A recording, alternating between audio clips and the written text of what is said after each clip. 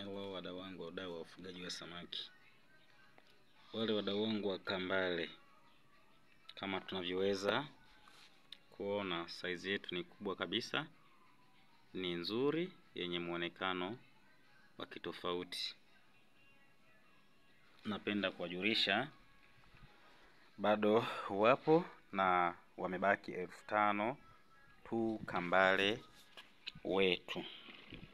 Tukisema wamebaki 5,000 tunamaanisha ukichelewa kutoa oda basi kupata tena kwa ni changamoto. Size yetu kama mnavyoweza kuona si chini ya inchi 6.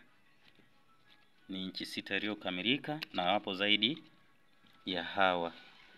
Kwa hiyo wale ambao hawajatoa oda kwa sasa wamebaki 5,000. Tunaweza tukamalizia hizi oda zilizobaki ili uletewe mpaka ulipo vifaranga hawa, lakini wale waliokuwa wanauliza vifaranga wa sato nitawaonyesha kesho.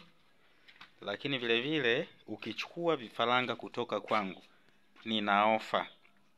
Ofa yangu ya kwanza ni hii Azola. Kwanza utapewa Azola kwa ajili ya chakula cha samaki. Azola ambayo ipo vizuri kabisa namna huyu. Hiyo ndio ofa yangu ya kwanza. Lakini ofa yangu ya pili kabisa na ambayo ni nzuri kweli kweli ni nyavu. Kama unavyoweza kuona utapewa nyavu bure kabisa kutokana na bwawa lako na idadi ya samaki utakayochukua wanaotosha kwenye hilo bwawa la nyavu ya kufunika hapo. Azola, kuna hii nyavu, pia kuna haya majani. Hivi vyote nitatoa ofa kwa msimu huu wa Pasaka. Kwani wadau wangu mnanifurahisha sana kwa sasa, nitatoa ofa za aina hiyo. Kwa kambale bei zake ni shilingi 400 kwa mmoja. Ukubwa wao kama tunavyoweza kuona wa inchi 6.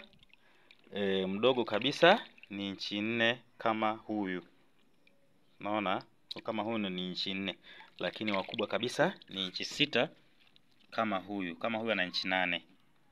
Unaweza kuona hapa ana inchi 8. Ndipo leo situmii tena tepu kama siku nyingine. Kwa wadau wangu karibuni sana na ofa nyingi za msimu huu wa Pasaka.